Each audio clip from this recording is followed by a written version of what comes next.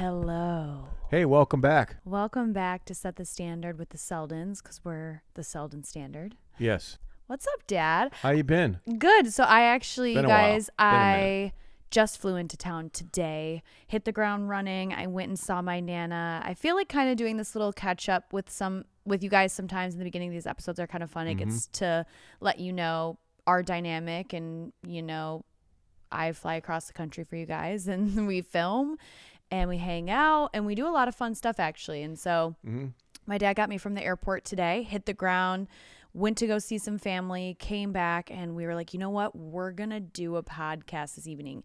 It's so hot. Okay, first of all, it's so hot in LA. It's like 95 every day. We are definitely in the midst of summer, but I came to Michigan and it's pretty warm here too. Today was hot. Yeah, it was hot. What was the highest temperature you think it got to? It was in the 80s, but I think it's going to be cooler. So Well, you said that on the phone, and then I checked the temperature, and it did say. But not high 80s, right? Mid 80s.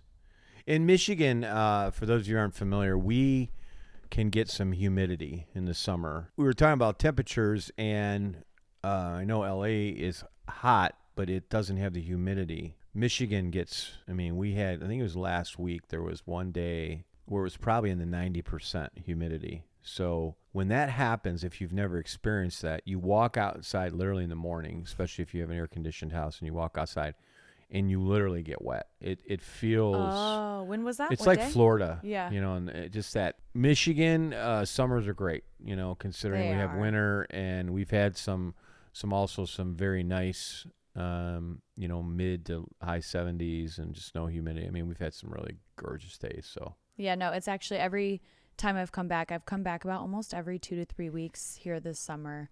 And there was a few thunderstorms, but I actually enjoy thunderstorms because I don't get them on the West Coast at all. Well, we do, but it's once or twice a year, if that. So I've actually enjoyed it. But how this topic that we're going to talk about today kind of came to be was my dad did pick me up from the airport today. mm-hmm. And I'm not 100% sure how we got on the topic of this specific topic, but we did get to it. And we talked about a lot of things around it. So the topic today is, why do people make certain choices? Oftentimes, and this is kind of funny, we literally drove from the airport back to the house, which is generally about an hour, give or take. And how would even... depending on when you're joining us here, if you've listened to previous podcasts or our setup, part of what led us to do this podcast was we get into these discussions. Mm-hmm. And it's a combination of curiosity, inquisitiveness, both sides of this. But we want answers. But we're trying to have answers for our standard, for our situation, right? Yeah. So when we do it, we always say, gosh, I wonder if someone else might process it the same way we do, or maybe they process it completely different. So a reason I say that is this isn't, when we get into this topic, this one's probably going to create all kinds of thoughts, right? In terms of, like, for example, Genelle says, are you born, a certain way to make the wrong or bad choices, or is that a learned behavior? And so we got into that discussion and so on and so forth. So we just thought after we got back, we should have had, a recording on while we're driving. Maybe we need to do that. I know, just rig our car. We said, let's put it out there. Let's try to get some thoughts going on this. By the way, relates a lot to family right now. We're having this discussion about individuals within the family dynamic. And we're by no means trying to put people down or do any of this kind of stuff, but we're also trying to seek to understand. Totally. Right? So I feel that piece of this is real important. Yeah, preface. Preface? Yeah, you're prefacing. I'm prefacing. Prefacing. So how that kind of came to be is we'll start pretty deep and then we'll go lighter. Where my question to this has always come, so if we were to put like a bullet point under why do people make certain decisions, I think since I was super young, I always wondered, why people in my family had an addiction, and then why people chose to then not go the addiction route, right? Mm-hmm. So I saw people within the same bloodline make a lot of similar bad decisions. And then I saw people who were once connected make a really bad decision and one decide to take the higher route. And I think as a child, I was trying to process, and then now in my later years, I've made decisions, right? But I've also pulled myself out of them. So I wonder, when trying to find my ongoing answer to a family member that I deal with as to why they've made certain decisions and then why my other family members maybe strayed away, I really have been trying to break down that process in my brain. And I think that's how the conversation started, because my dad also has a family member too, where when you're talking to this person, they just cannot see their wrongdoing. And now I'm entering into two different topics. So I guess we'll start with choosing right from wrong. Mm-hmm. And you would say that comes from environment and how you're taught, right? But you would also argue it's a built-in conscious. Right. So are you born with that conscious, or is it developed? Yeah. So, and I want to preface this, neither one of us are doctors here. So this is just things I've learned over the years and then watching human behavior. And if you starts with a child, right? Because a child by nature comes out and is extremely dependent on their parents, right? They don't know anything. Zero. Just like you get a puppy. If you put a puppy, we use this example all the time. Jen always laughs. But you bring a puppy home and you just let it loose in your house. What's going to happen? Probably something not good. Yeah. Right? Yeah. So, right? So what do? You put the dog in a crate. You put gates up. Whatever you do. You're trying to make sure the dog doesn't make bad choices. Right. Because the dog will. The dog will go chew something, poop, whatever, where you don't want it to. So you start training the dog. You create behaviors. Child is the same way. So we start off very young. And oftentimes, if you listen to people, you brought up, Ted Bundy of all people. I did. Who was, in the car. a well-documented serial killer. Right. Sadly. And before he was, I believe he was the death penalty, I'm pretty sure. Oh, okay. I don't know his. I think you know more information. Yeah. So, but what was interesting, he was interviewed by Dr. Dobson, and he discussed exactly how he got to the point of doing all the heinous crimes that he did.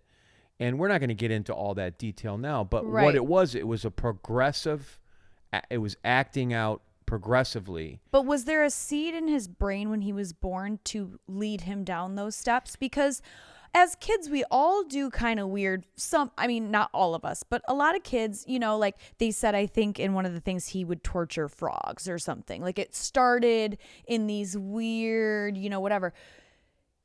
Some kids, after a while, they outgrow that, or they move on, or they realize, okay, wait, we're not going to abuse animals. Or they get caught making that choice. It gets corrected, and they don't do it again. Sometimes. Okay. Right. And so my question to my dad was in the car when we were basing this, trying to figure out why people I brought up Ted Bundy because I go, why did he go down this path and normal people don't? Yeah. Was he born this? Or would you say it's a choice and he just randomly decided to just do it because? In his interview, he would indicate that he chose. And the choices were He never blamed mental health? Nope. Not that I'm aware of. Okay. But what he said was, it's kind of maybe not the best analogy. They say people who do heroin are always chasing the first sensation they ever had. So the first time they do heroin, it's this, from what I understand, I've never done it, but it's a mind-blowing feeling. Like, I guess it's just some kind of rush or whatever you want to call it. Right. So what they do is they keep doing it because they want to get that feeling again. Right. They're chasing it. And it never happens. Right. So now they create this, if you think about it, they're doing these, what would be considered pretty negative behaviors and choices, right? Right. They're buying illegal, they're putting stuff in their body that's unhealthy for them. They're probably doing maybe even some criminal things. There's a lot going on. So you think, why do they keep doing that? And why do some maybe try it one time and quit? Or like you told me about, this will be in a different podcast, but you tried something and it was, not something that's recreational, that people just, do. Right. And there was no harm, no foul, you said. Right. And you went on with your day, but then you just never did again. So how come you just like la-di-da, you don't need that? And my answer to Genelle was, I had 2 loving parents who were, at that point I was, my late teens, and had raised me to know what was wrong. Mm-hmm. I had never done anything horrible. I mean, I got caught stealing like Hot Wheels in Kmart like when I was like 10 years old. Yeah. And the guy, I think we all attempted. They took me in the back room and, we're going to call the police. Oh, and, no. Oh, yeah, the whole thing. So my mom ended up coming to get me. You were there at 10 years old by yourself? Yeah. Oh, yeah. We would ride our bikes up to. Oh, okay. Yeah.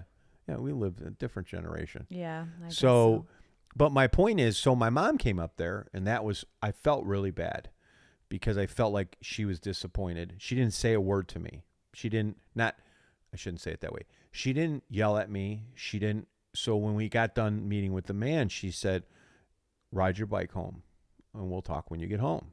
So I had this 20-minute or more bike ride home thinking, oh man, I'm in trouble, Mm-hmm.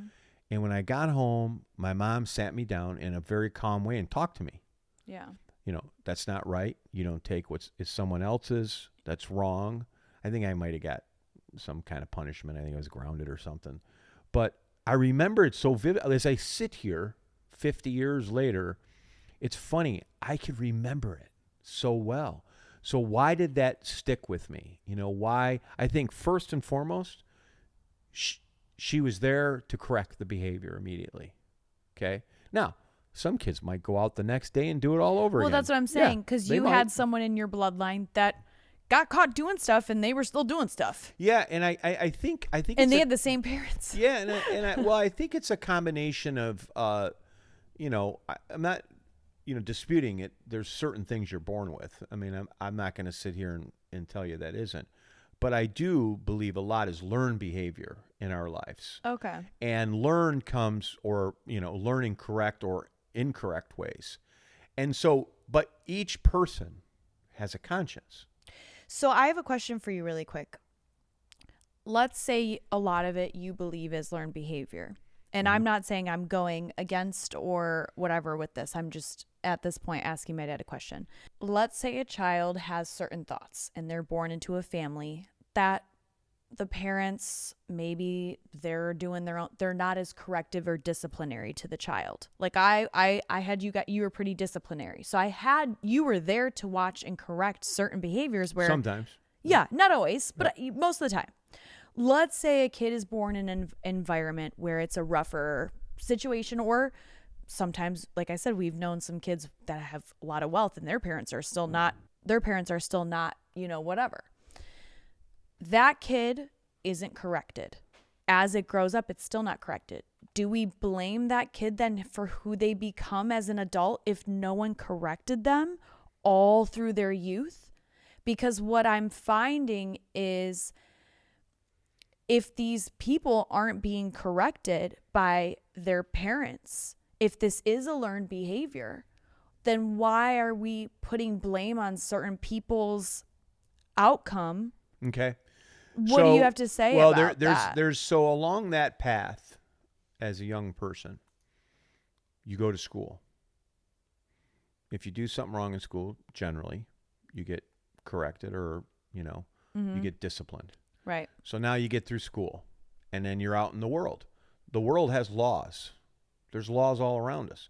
If the speed limit's 70 and you're doing 120. But remember, all those formative years now have already passed. Well, that's why I'm going. But hold on a second. Okay. So let's say you had no discipline at all, right? Mm-hmm. And now you get out in the world. I gave you an example of a famous person. I had listened to his kind of biography. Mm-hmm. From my understanding, he wrote a book. Mm-hmm. And he said that he would come home from school.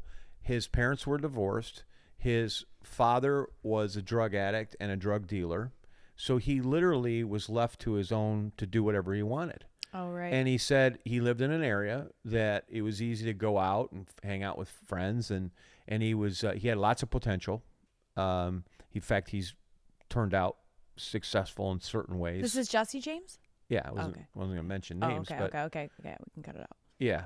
So this individual, what he shared was, so he started stealing cars and got away with it. Mm-hmm. So when you get away with something, you're getting away with it not only in the law but at home.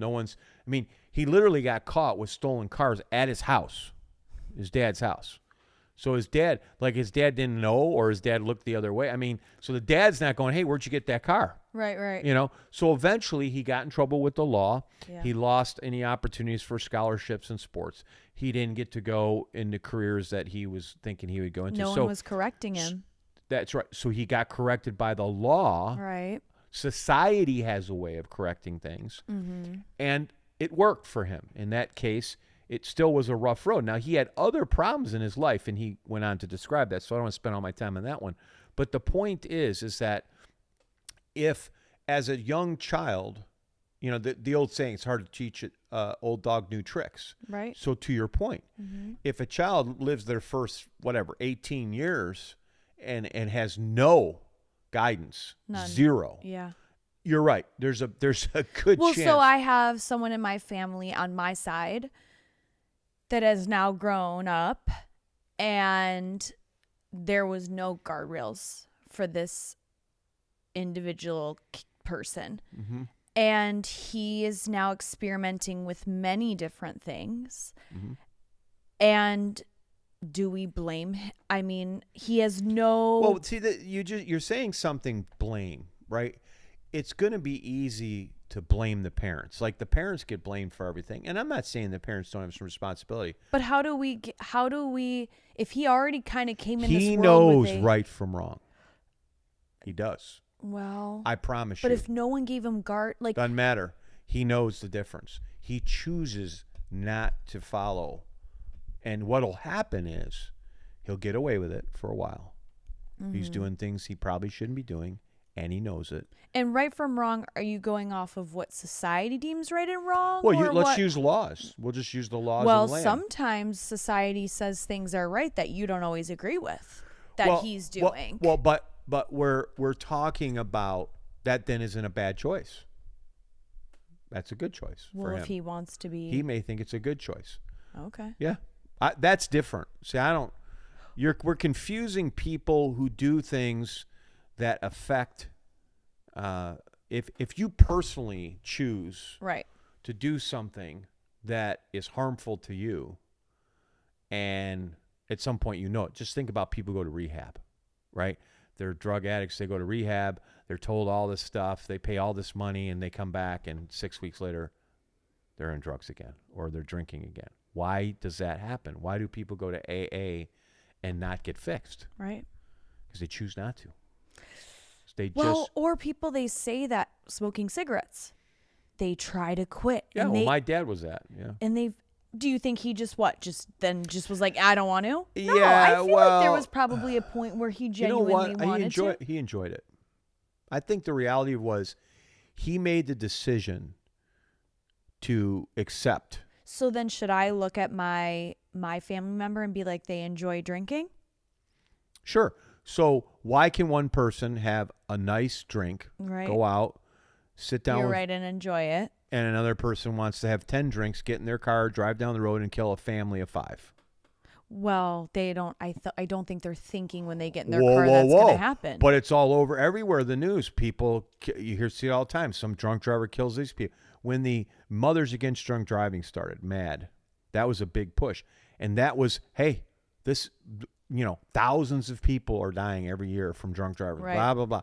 Now, so someone who's, if you said, Dad, I'm going out tonight and I'm going to get ripped, right? Okay. No, I'm definitely not doing that, by the way. Call an Uber, or I'll pick you up, or stay at a friend's, or whatever. Right. You know what I'm saying? That doesn't mean it was wrong to go out and get ripped. I mean, you're going to suffer the consequences of that. But to then get in your car and now put people at risk, that's a choice. You made that choice. Now, if you went out thinking I'll have one drink and you end up having 3 and you go, ooh, I'm a little tipsy, You know, I don't know if you went to parties in high school. We didn't have this, but I remember your generation. Put all the keys in a basket, kids. No one's going to leave the house. Oh, yeah. I think there was like moments Yeah, like that. Yeah, right? I mean, adults do that too sometimes, which is kind of ridiculous. But that's the whole idea, is so people don't go do something they can't. Now, when you're drunk, now you've altered yourself. So getting back to this, I just think that it starts, you kind of asked me in the beginning, when kids go from that, and I tell you, it starts when they start crawling. Because the funny thing about a child is when they start crawling, they move away from you. They don't come to you. Rarely. You put a kid that can crawl on the floor right in front of you, they're off to the other room. When we were having discussion today, this idea that someone is just born bad kind of idea, meaning they're going to come out, and regardless of how much correction they get, they're just going to do or make bad choices. The wrong choice, maybe, is the better word. I'm not going to suggest to you that there's probably not situations where people have some, definitely are born a certain way. But it's a thing where, and if you're out there and you're listening to this and you have children, raised children, or planning on having children, you will see it's a miracle all the way around. But by nature, a child is defiant. It's unbelievable. I mean, it's just why you see frustrated parents all the time with little kids. Kids are they want to be defiant. Some more than others. I mean, I'm not saying every kid's trying to be a brat or just terrorize everything. Right, but we've all had our moments. Yeah. Like I would say my middle brother, Barry, did he push you?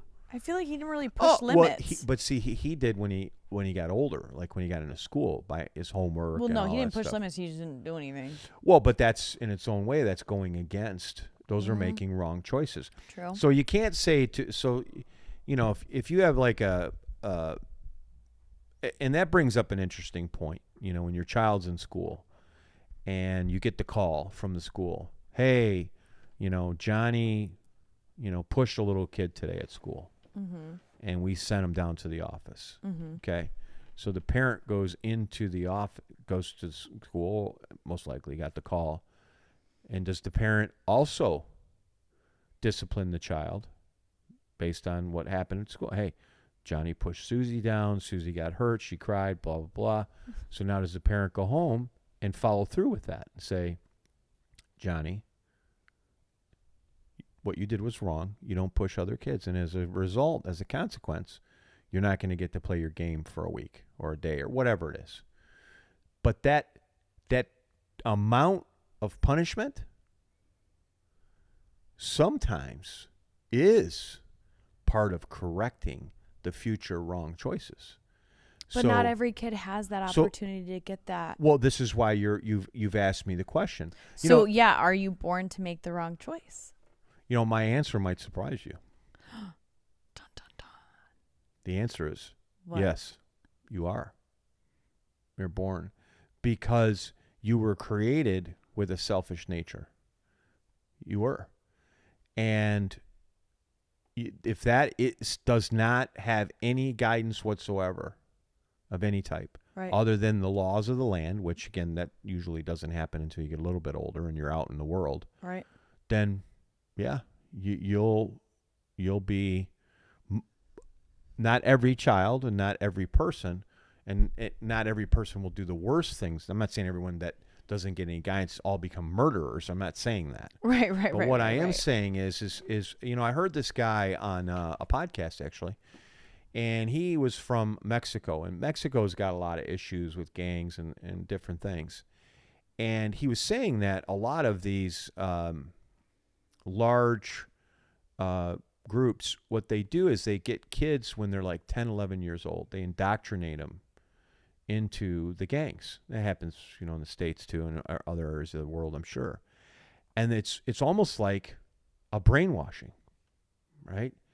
Because they get them so young. Most of these kids don't have parents, or they've, there's no one around, Sad. this kind of thing. And so, but they come into this large organization that gives them food and shelter and money and praise and all the things we as humans need. And that's a key part of this is we all have a desire for certain things. They're innate drives in us, you know, and if those innate drives are not properly focused, or if there's not any kind of, again, guardrails around that. For example, eating. A child will eat. They will figure out a way to eat. So if you stock your house with McDonald's, French fries, and shakes, and, you know, they'll eat it. Chips and all kinds of, that's what kids going to eat. Totally. If you stock your house with healthy food and the only snacks there are, you know, fruits and vegetables and good point. things of that nature, when a kid gets hungry, that's what they'll eat. Yeah, they will. They're not gonna, you know, they're not gonna ride their bike 5 miles to buy a Big Mac. First of all, they don't have money. Yeah. So, right, unless they steal it. But or they go to a friend's house. But you see how it develops, though, right? It's simple things like that. This is how it goes. So why I say, when you ask me that question, are you born to make the wrong decision? I say yes, is because if you don't know it's wrong.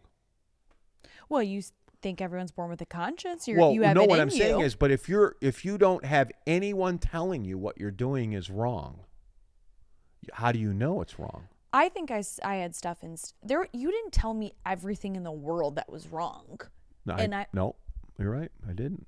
And I still was able to figure out, oh, wow, oops, this is like not good to do. That's right. So what is that?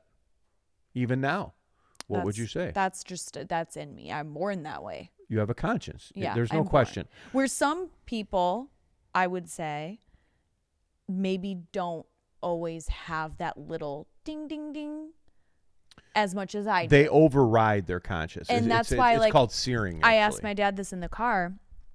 I did have my moment where, as a teenager, right, you're in between jobs, or maybe you don't have a job yet or whatever, but you want like a makeup or a lip liner, right? And a couple of my friends had taught me how to, you know, gracefully take from a pharmacy. And, you know, as time went on, I fortunately was never caught, you know, for, you know, the $10 here, $20 there, right? I never really, there was a couple of girls that would go to Kohl's and they were like, I remember they got caught in our high school and it was like a big gossip thing, but they would go for like $200, $300, whatever. Not that any price should justify that. But I think at a certain point, I had looked at my one girlfriend and I was like, I don't think I want to do this anymore. And I had never been caught. No one was on to me. It was fairly easy, you know, whatever. And she didn't. She was like, okay, screw you. You can hang outside. I'm going in. I got to get some stuff. Did she ever get caught? Not that I know So of. eventually she stopped.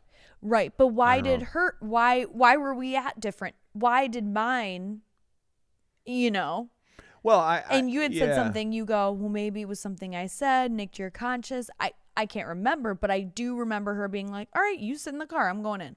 Peace. You know? So why was her, maybe she still is. I have no idea, you know, gosh knows what she's doing now. Well, do you know maybe she's in jail? Who knows? Maybe. You know, I mean. But they forced her to stop them. But how come I took my own choice to be like, you know what?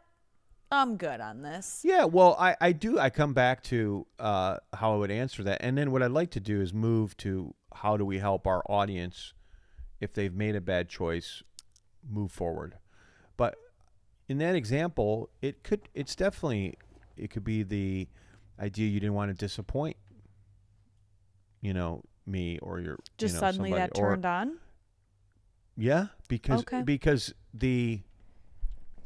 the process of raising a child is all of it, right? It's all of this stuff in a big pot that you mix up. And you, like I used to, when you got into high school, I was scared to death about the drinking and driving and getting in a car with kids that. Yeah, I never got into that. You know, and I meant you getting in a car sober with kids who were drinking. Wow. And as a result, every year you see this all over every U.S. high school USA, where there's a group of kids in a car that get killed drinking and driving because they a don't lot know. of kids from my yeah, school did. Sadly. So I think, you know, from a perspective of now taking what would sound like kind of a negative conversation. What I think is important for all of us is that when we have we make a bad choice as adults. Here we are. We're talking about all of us in podcast land.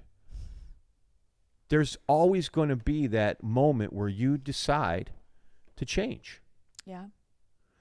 And say you got really drunk and drove home. And you wake up the next day and you go, "Wow, I don't remember driving home.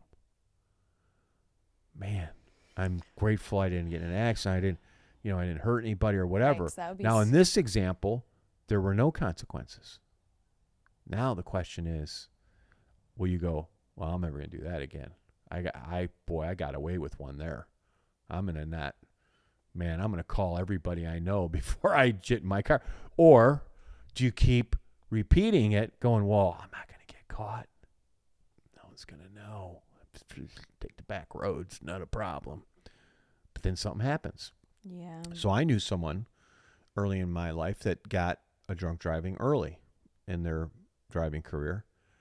And back then, the laws have changed a lot. I don't even know what they totally are now, but I know they're way more intense than they used to be. But this particular individual hired a lawyer, did the whole thing, and ended up with some points and, slap on the wrist. And he never did it again. I know someone who got arrested, taken away, the whole 9 yards, and they did it again. Yeah. And got arrested again. And I know someone that then they lost their license. Yeah. So what is that in them, you think? What is that difference there between these people? It's a tough one to really pin down, because I agree with you. I think there's a lot going on at that point. Mm-hmm. If you ask them, they say, "Well, I was unlucky." And people will say that and say, "Well, wait a minute. Were you unlucky or did you just get caught?" No, what I'm saying is, what's the difference between the person that gets Stops. caught and keeps doing it? Yeah. I think that there has to be a reckoning. I made this comment. Would you go as far to say it is a brain chemistry? No, I don't feel so. I feel, now there could be an addiction problem if it's alcohol we're talking about. But it has to be some sort of addiction to that. Well, rush. It could be. It could be like the heroin thing or whatever. Yeah. And those are known. I mean, there's a chemical thing that happens, not so much with alcohol. What I was referring to, and maybe that wasn't the best analogy, let's say, I'll give you one. You're going to work, and I knew someone that this happened to, and they had a clause where you couldn't be 3 minutes late or whatever. If you were, you got a point, and that you start with 10 points. But every time you get a point against you for being late, you lose your points. Yeah. Now, over a period of time, you might gain some new points. Mm-hmm. But one day, this person showed up from work, and they were only 1 minute late. Yep. But that was their last point. Yep. And they got fired. Yeah. So how many warnings were enough? You know what that was? Yeah. How would you? So there you go. It was, I didn't fear losing the job enough. Ah. Were you surprised when you lost it? I wouldn't say surprised, but I was sad that I got caught. I was sad that Did that change your behavior in the future? I never really worked a normal job again. That was the solution. So it wasn't, Dad, I'll tell you what. Yeah. Those hourly jobs ain't for me, man. For all of punching a clock ain't good. All of my friends that are listening, if you know me, you know that I am very much so. I can be pretty late. My timing is just not always. I'm always late, pushing. fashionably late. Well, if I'm always pushing the limit, and it's not always fashionably. It's kind of embarrassing sometimes. It is. But well, I'd fire you as a friend if you were late all the time. I'm not late. I'd say, I don't need you anymore. All the time. Who do you think you are? So then, with that idea that someone is making these wrong decisions, mm-hmm. and they're destroying their life. Or maybe if they've stopped destroying their life or stopped being caught, or they go, okay, well, I guess I just won't drink and drive. I'll just drink. But they're still causing turmoil and pushing people away. When those people finally have an opportunity to express how they're feeling or have expressed for a long time, and that person just doesn't get it. What is that then? Is that them, you have someone in your life that justifies wrong decisions. If you were to tell the story, most people would be like, what this person did is not a good decision towards people he had in his life. And when you go to explain that to him, I mean, he would look at you like what are you talking about? Yeah. Where I have the same thing. And that wasn't, again, we're shifting gears a little bit. So this would have been when you make a decision that affects other people. Now we're not talking about a crime necessarily. We're talking about just a bad decision. Maybe you steal greed, money addiction. from family member, or you do something like that. What happens is people have convinced themselves that it's justified. Mm. So in their little bubble of their reality, not the reality, people lie to themselves in order to be right. And why do you think they do that? Because it makes them feel good. They don't have to take responsibility. Okay. I kind of mentioned this on another one we're talking about. So if I can convince myself that what I'm doing is right, but 9 out of 10 other people would say that's not right. Yeah. It doesn't matter because I've convinced myself in my little world that this is the right thing to do. Everybody's wrong but me. Man, there's people out there all over the place that believe that. They wake up every day going, I'm the only right one. Everyone else is wrong. The world's wrong. The laws are wrong. My wife is wrong. My kids are wrong. My boss is wrong. And so there forth. are people that do that. That's right. And so because if they can do that, But what in them is making them do that? Because they don't want conditioning. Who wants rules? I mean, part of why we make bad choices or the wrong choice. Rules are good. Some people don't want rules. Some people only want certain rules. So this goes into all this stuff put it into a big pot, and we're gonna cook a soup here. All this stuff between rules and choices and my reality and I'm always the victim in things. I never do anything. I'm picked on all the time. I was always picked on when I was a kid. Someone, not me, literally, I was, but so all these things accumulate. Mm-hmm. And pretty soon you start believing yourself and making up all this stuff to allow yourself to choose a behavior that you believe is a result of what everybody else did wrong to you. That's all. What is making them see that light? And then someone like me, now granted I'm not perfect, I've messed up too, but when I do something wrong and I hurt someone's feelings and they come to me, most of the time I'm like, okay, I can see where I went wrong here, right? I've been in front of people who are literally like a huge part of my life and they cannot see any speck of wrong. So what is that? Just years of them? Like where? I mean, where is that from? So it's been going on since the beginning of time, and it's the victim mentality. And where does that come from? That comes from I don't want to take responsibility. When I become, but why wouldn't they? Because they don't want to be accountable. Why not? Because they don't like that. They don't like. But I don't always like being wrong. But do you like paying taxes? No. I found one. Yeah. So what happens if you never pay your taxes? What'll ultimately happen? They come for you? You go to jail. Oh, they do? Oh, yeah. Wow. You can go for tax evasion. Sure. So, I would bet everyone on this, majority of people listening to this are going to say, I don't want to pay taxes.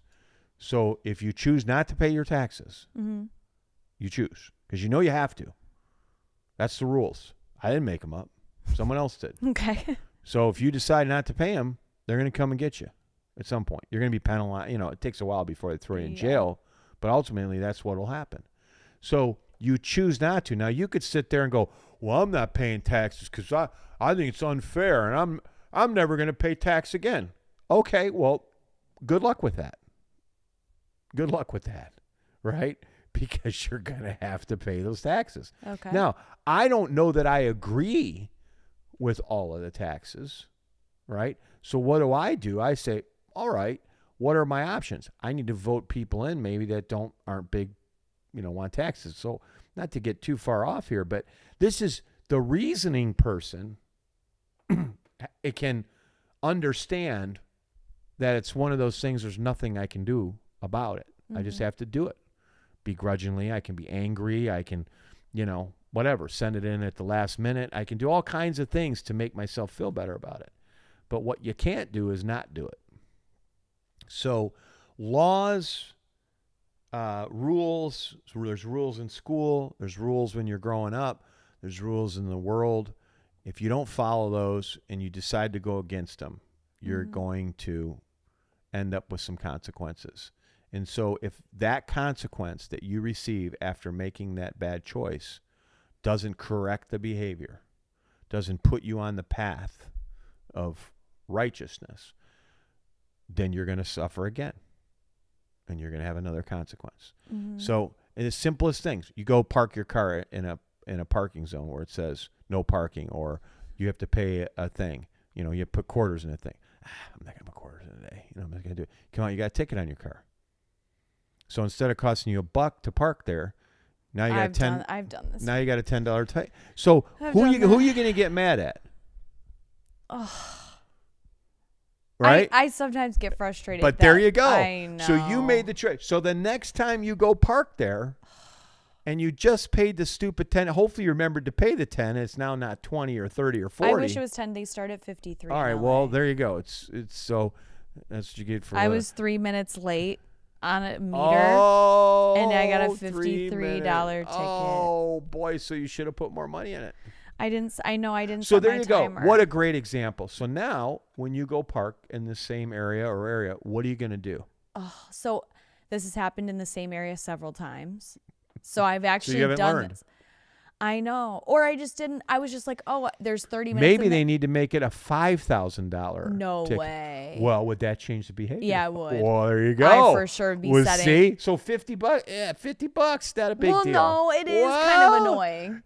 But it's not. It's not as annoying as $5,000. $50 is a lot of money. Ask yourself, what could you do with $50? Yeah, no, you're right. You're right. So this is where, it's such a great example, simple but great. How many people are not going to pay their parking tickets, and one day they're going to be driving down the road, and the cop's going to pull over, and they're going to arrest them. They're going to say, well, why are you arresting me? You have 100 unpaid parking tickets. I don't know what the number would have to be.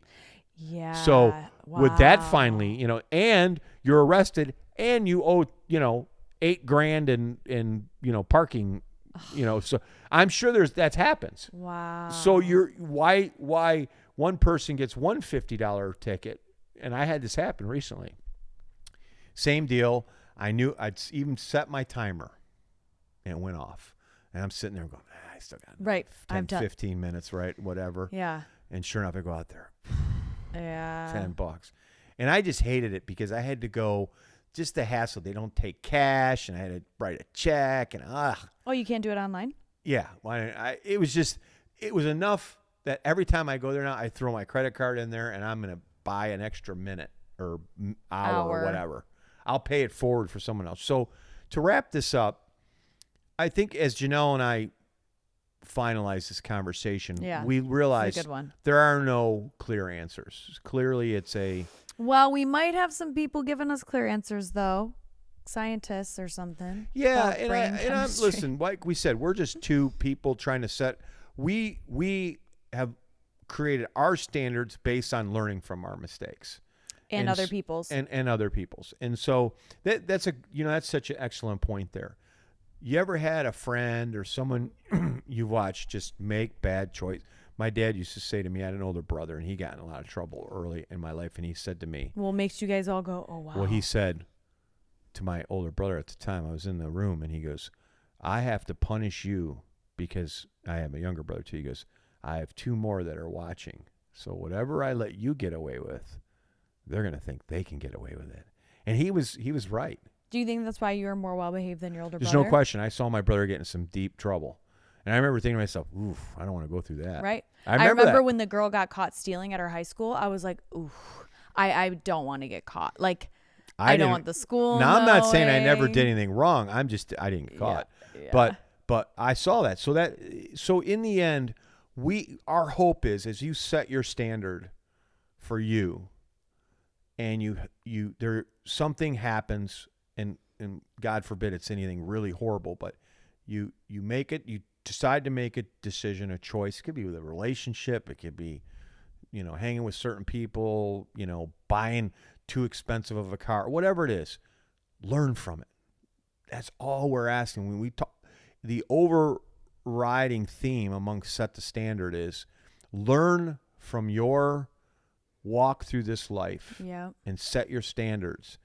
And man, if you repeat the same things over and over, just and if learn. you're dealing with someone who's repeating the same things over and over, or has repeated something and they're looking at you and they're like, I did nothing wrong. And you're like, how can you not see it? Because there's two different standards set there. Right. Maybe look at who you have around you, no matter who they are in your life. Agreed. And I know both of us have had to do that.